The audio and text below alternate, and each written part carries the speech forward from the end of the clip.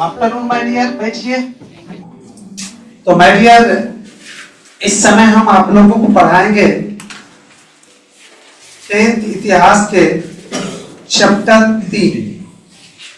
और यह चैप्टर 3 विदेशी जो इतिहास है उसका लास्ट चैप्टर है। इसके बाद मुख्य रूप से इंडियन इतिहास चलेगा। और ये लास्ट चैप्टर बहुत ही मजेदार चैप्टर है, बहुत ही इंटरेस्टेड चैप्टर है। इसलिए इसको अगर आप लोग ध्यान दीजिएगा तो समझने में थोड़ा सा भी दिक्कत नहीं होगा। थोड़ा सा इधर उधर ध्यान गया तो ये आपके लिए इतना हार्ड बनेगा जिसको समझना मुश्किल है। देखिए क्या होता है। इकाई 3 स्टार्ट, नहीं इकाई 3 अर्थात इतिहास है ना। इकाई 3 स्टार्ट।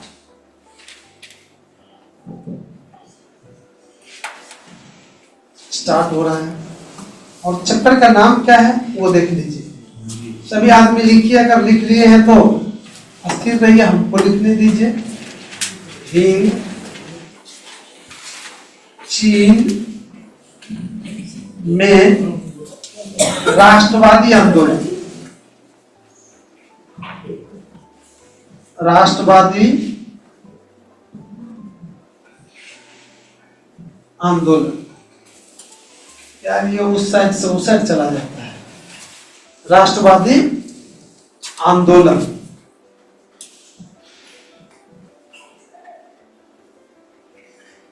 इस चैप्टर का नाम है। हिंद चीन में राष्ट्रवादी आंदोलन। देखिए एकदम, आइए एक बार सुन लीजिए। पेन रखिए, एक बार पहले मजा से सुन लीजिए क्या है। सुन लिया? पेन बंद करो। सबसे पहले हम लोग जानेंगे ये हिंद और चीन क्या है, इसको जानेंगे। हिंद और चीन का मतलब कौन क्या होता है, कहाँ होता है। मेरी ये हिंद और चीन ये किसी क्षेत्र का उपनाम है। उपनाम समझते हैं आप लोग क्या होता है? समझते हैं? Yes sir. एक नाम तो आपके छठियारी के रात थाली बजा के रखा जाता है, नहीं है? और उस समय आपके कोई गुण इत्यादि को नहीं देखा जाता है। अगर धनी मनी लोग हैं, शास्त्र इत्यादि से जुड़े हुए हैं, तो उसका कुंडली तैयार होता है। बड़े बड़े साधु महात्मा उसका नामांकन करते हैं, बहुत सारे चीज को मिला उला के। नहीं तो जनरली तो थाली बजा के रखा ही जाता है कि नहीं? रहता नहीं। तो वो ओरिजिनल, वो नाम मूल नाम होता है। लेकिन उसके बाद उसके गुण के आधार पर भी एक नाम रखा जाता है। जैसे कोई व्यक्ति बहुत लंबे हो गए तो उसको लंबू लंबू कहने लगते हैं। छोटे हो गए तो गुटका गुटका, काले हो गए तो कड़िया कड़िया, गोरे हो गए बहुत तो गोरका गोरका, उसलका उसलका, कुछ न कुछ बहुत खाने लगा तो पेटू पेटू। पता नहीं करता है ये सब क्या हो गया। आप देखिए भगवान गणेश को भी लोग नहीं छोड़े। उसका पेट बड़ा है तो क्या करता है? लंबोदर। तब उसका उपनाम लंबोदर है। तो शायद समझ गए उपनाम क्या होता है। तब किसी भी व्यक्ति के गुण के आधार पर एक अलग नाम रखा जाता है, एक अलग नाम से पुकारता है, वही उसका उपनाम होता है। तो मूल नाम और उपनाम समझ में आ गया। आइए, मैंने कहा कि हिंद चीन किसी भी क्षेत्र का उपनाम है। अब किस क्षेत्र का है वो देखते हैं।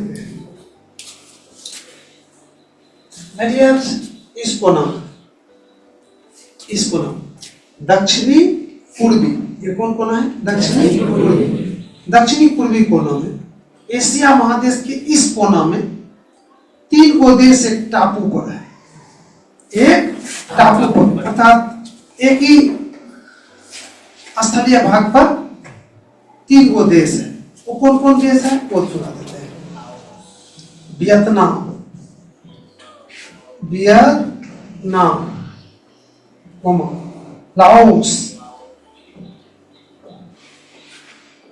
लाओस, कंबोडिया,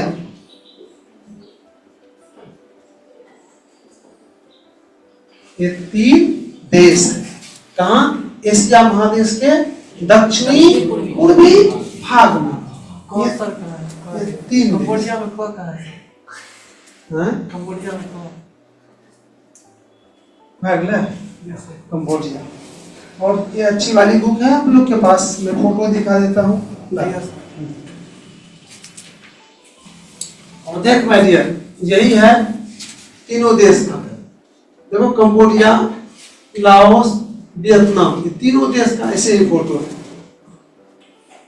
और तीनों एक ही जगह है। तीनों, इन्हीं तीनों का दूसरा नाम, उपनाम क्या है?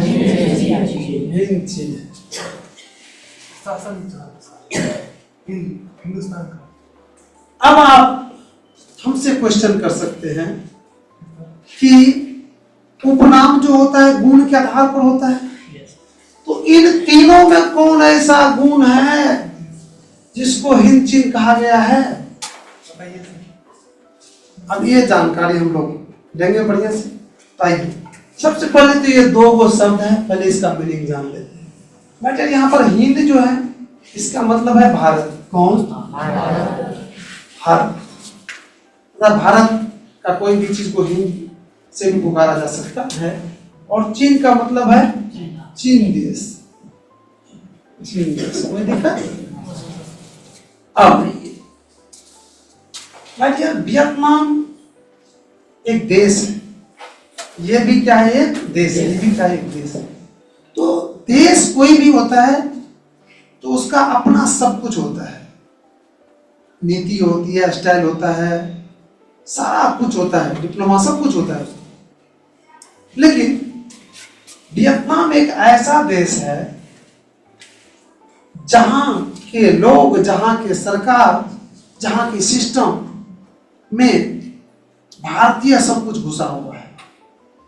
75% यहाँ पर किसका सिस्टम, किसका बात, किसका कल्चर, किसका संस्कृति घुसा हुआ है? भारत। इसलिए इसको क्या कहें? इसका उपनाम क्या हो? हिंद। आ गया समझ में? वियतनाम को क्या कह दिया? हिंद। क्यों कहा हिंद? क्योंकि वियतनाम में भारतीय संस्कृति, भारतीय रहन सहन व्यापक रूप से उपस्थित है, इसलिए उसका अपना नाम खत्म। जैसे मैंने कहा कि थाली बजा के जो नाम रखा, थाली बजा के नाम रखा कि गुणसागर, लेकिन इधर हो गया बगले लल्हा, तो उसको क्या कहने लगा? लल्हा लल्हा, गुणसागर चल गया ना, खत्म है।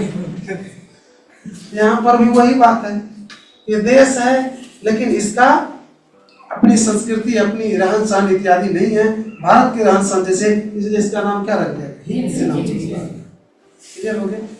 जस्ट लाइक ये 2 देश, ये 2 देश में भी चीन के जैसी संस्कृति, रहन सहन है, इसका अपना गैब है। और जिस तरह से चीन का लोग रहते हैं, खाते पीते, उड़ते फिरते, नाचते गाते हैं, उसी तरह से ये लोग भी करता है। इसलिए इसको क्या कहा गया? हिंद चीन। और एक ही जगह है, एक ही क्षेत्र में है, इसलिए इतिहासकार तो लोग तो बड़ी नाम जोड़ने में तो बहुत चालू होता है, नहीं होता है चालू, फट से जोड़ दिया हिंद और चीन। अर्थात हिंद चीन का मतलब क्या हो गया माय डियर? लाओस, कंबोडिया और वियतनाम देशों के समूह। हिंद चीन का मतलब लाओस, कंबोडिया और वियतनाम देशों के समूह। अर्थात हम कहेंगे कि लाओस, कंबोडिया और वियतनाम देशों के समूह को हिंद चीन के नाम से पुकारा जाता है। क्योंकि वियतनाम में भारतीय संस्कृति उपस्थित है, इसलिए उसको हिंद कहा गया। जबकि लाओस, कंबोडिया में चीनी संस्कृति, चीनी रहन सहन, चीनी व्यवस्था उपस्थित है, इसलिए उसको चीन कहा गया है, और दोनों को मिला के क्या इसमें कोई दिक्कत? आपने हिंद चीन समझ गए, लाओस, कंबोडिया और वियतनाम समझ गए। अब आइए आगे बढ़िए, अब आगे मजे वाला बात है।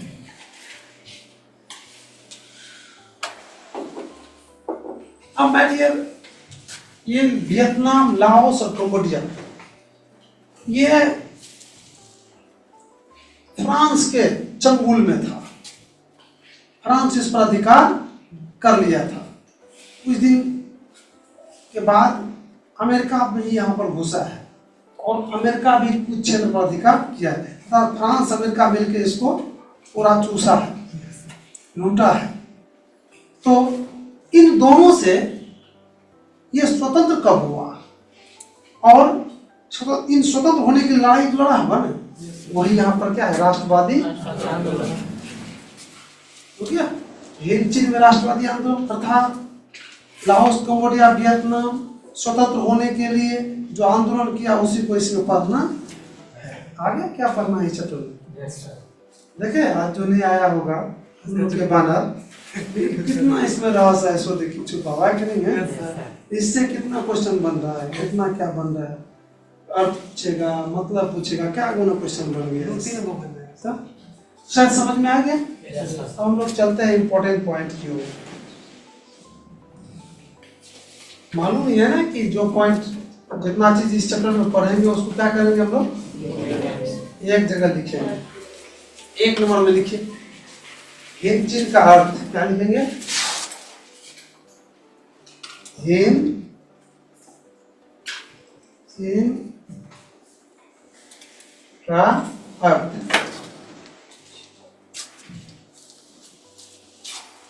अरे श्रीमान, अरे मिटा तो बोर्ड को बढ़िया से।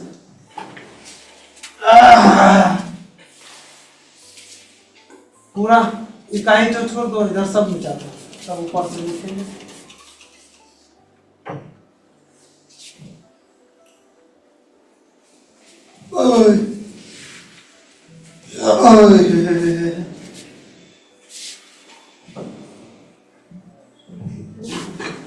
आज इंग्लिश है कि हिंदी? हिंदी।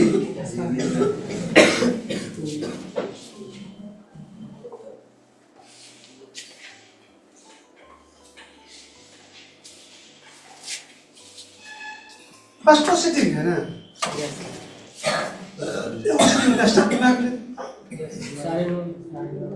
सेंटर बच्चा पहुंच गया होगा ना? तो मेरे तरफ से भी सभी परीक्षा देने वाले छात्र छात्राओं को बेस्ट ऑफ लक। तो जाइए, चलिए दूसरा नंबर, एक नंबर में क्या लिखे हम लोग?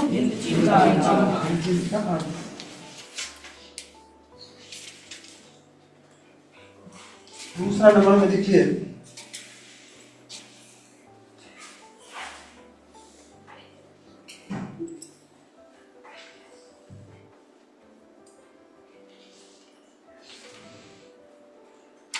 हिंद चीन का फ्रांस में प्रसार।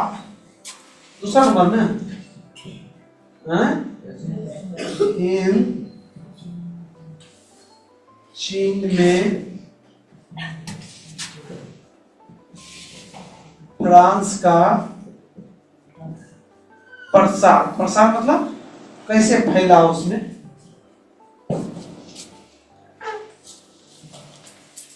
नेक्स्ट है फ्रांस द्वारा उपनिवेश स्थापना का उद्देश्य। फ्रांस द्वारा उपनिवेश स्थापना का उद्देश्य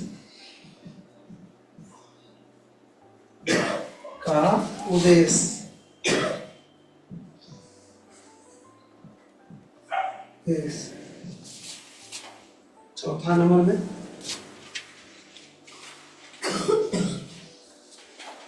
एक तरफा अनुबंध व्यवस्था।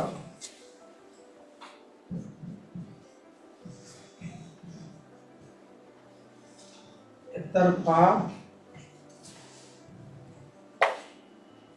अनुबंध व्यवस्था।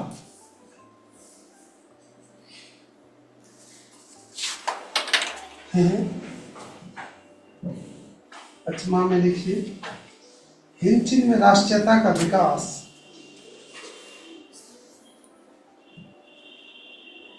हिंद चीन में राष्ट्रीयता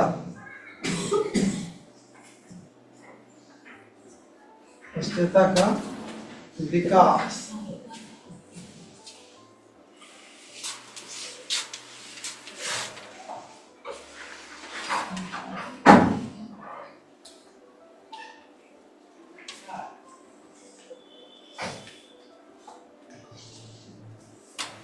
हो ची मिन्ह मार्ग। रुक बैठिए, पहले हो ची मिन्ह का परिचय दे देते हैं। हो ची मिन्ह का परिचय।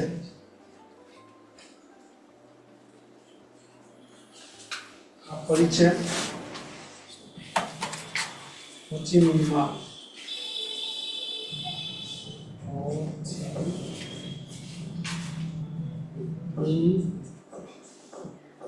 मार्ग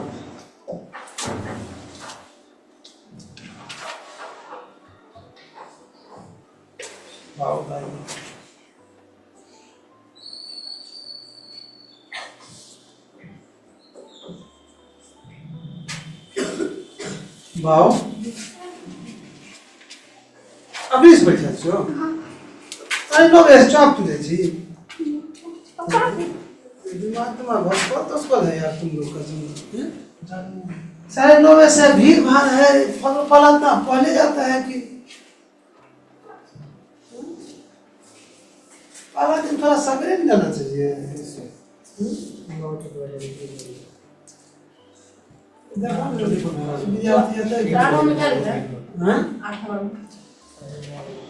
बाउदाई ये तो घूम रहा है।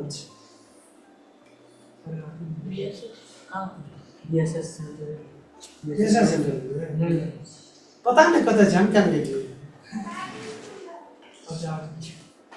अखन बड़ी कान पतला छोड़े जब ग्रुप ले जाकर हल्ला कर तब नहीं सुने साला से कनिटा नहीं कहवे दे हमरा एप्लीकेशन से सेना का भगेबो।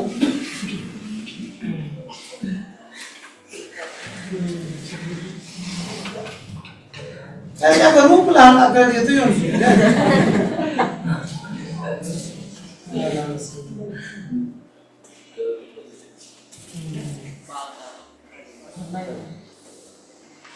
बाउदाई लिख दिए।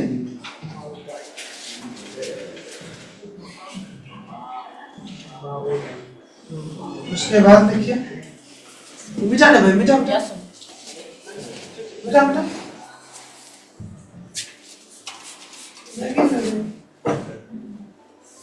अरे नो वैसे एग्जाम छै, फर्स्ट एग्जाम लोग पहले दे छै एग्जाम हैं।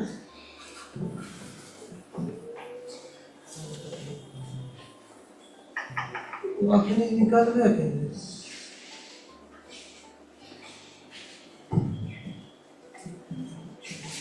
वो हमारे एग्जाम दे वाला छै गामे में छै।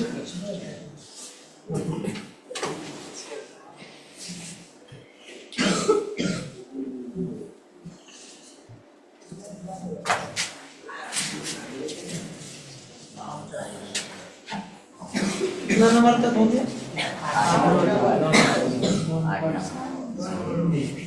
पानी सूखने दो यार, 9 नंबर में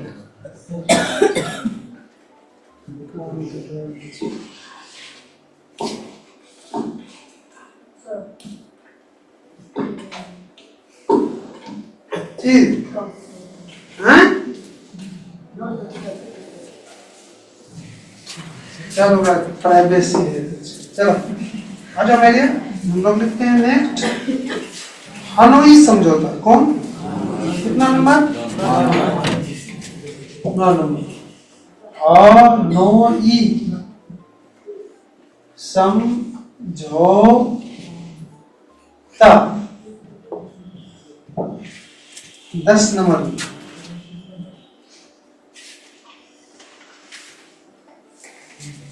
हिंद चीन में अमेरिका कैसे घुसा? हिंद चीन में अमेरिका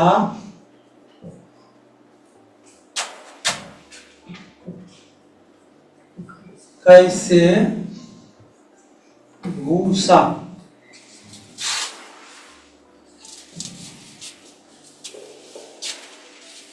हुआ आंदोलन लास्ट कर से हुआ हुआ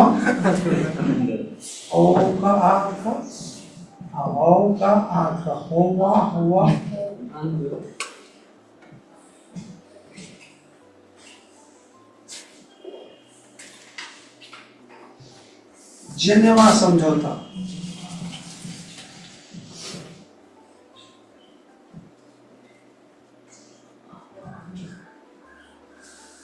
जेनेवा समझौता रुको माय डियर इसमें इंक डालने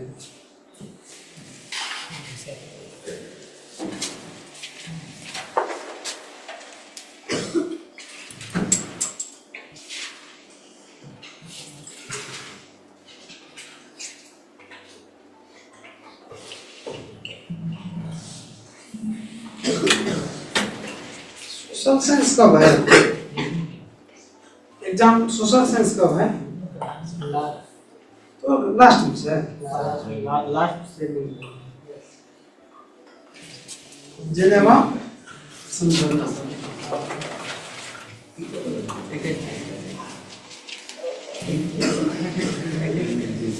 कंबोडियाई संकट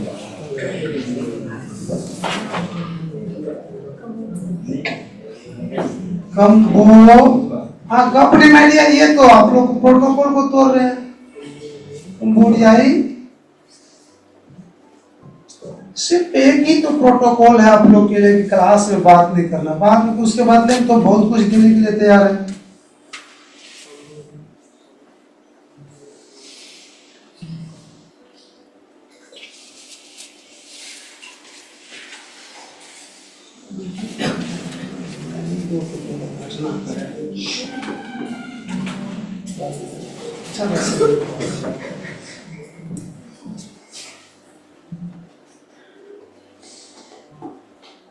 रासायनिक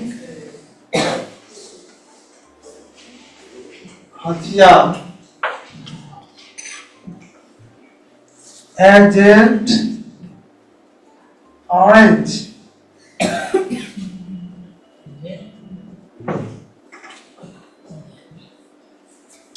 एजेंट ऑरेंज।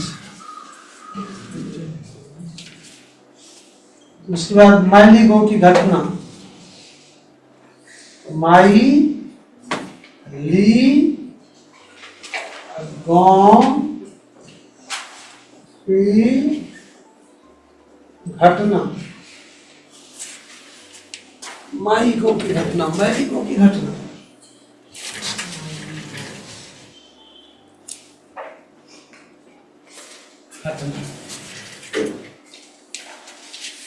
हो गया लिखा है एक बोलो और बेटा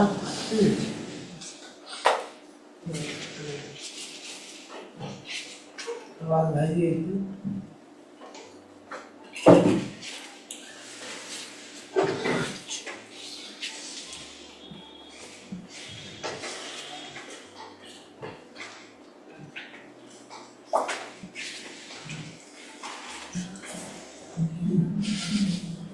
बुझा हो गया देखिए अपना बच के ले वो बोल रही छोड़ यार ये ना खड़ा हो ना वो टेस्ट खड़ा हो ना मतलब मुंह चले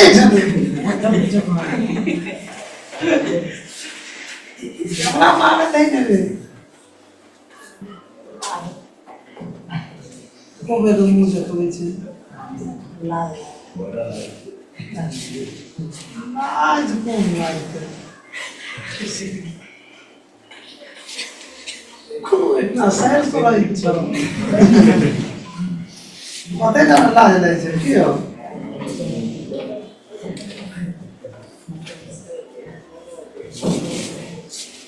मजा बाद में, पहले लाजे रहे छे सर मजा।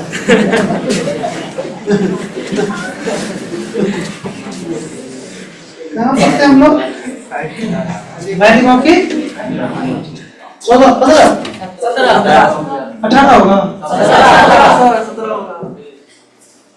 राष्ट्रपति निक्सन का 5 सूत्री योजना।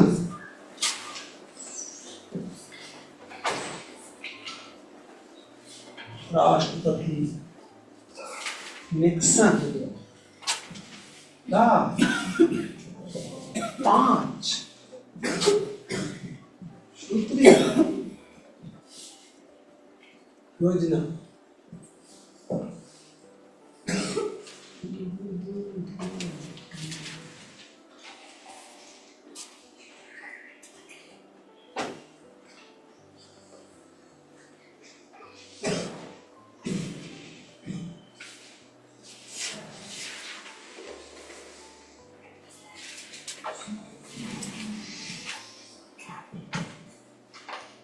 फ्रांसीसी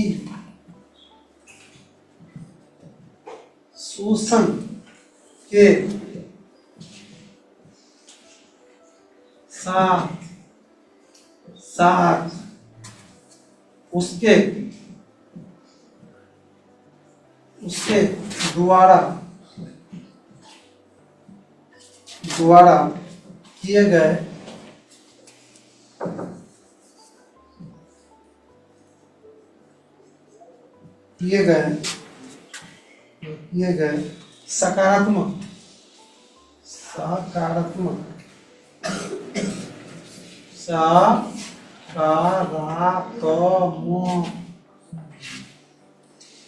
सकारात्मक कार्यों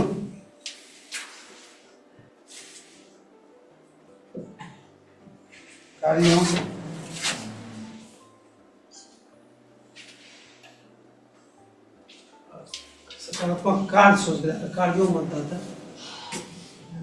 आप सोच मत करो यार, वो भी ठीक है। हाँ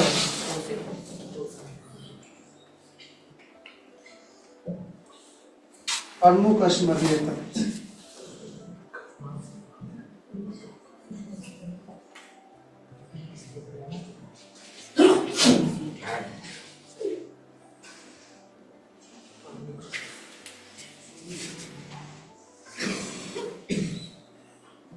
और ऐसा में ईश्वर सेंटर नहीं दिया है ना? हाँ? ये छोड़ा जा मर के लिए पढ़े ना गार्ड में के लिए कि मोर भगना जे कभी खुला छे। इसका सेंटर नहीं लिया है सर। गार्ड सेंटर नहीं लिया है। सेंटर है तब दूसरा काम तो कई छोड़ा जे पढ़ाई के लिए तो नहीं देती है क्यों? सेंटर इसका नहीं लिया। हो गया? Yes sir. आपने देखे कितना पॉइंट? 19 पॉइंट पढ़ेंगे हम लोग मजा से। बढ़िया आज नहीं होगा। चलते हैं, हम भी नाश्ता करेंगे, लोग भी जाइए। चलिए तो आज की क्लास को यहीं पर विराम दिया जाता है।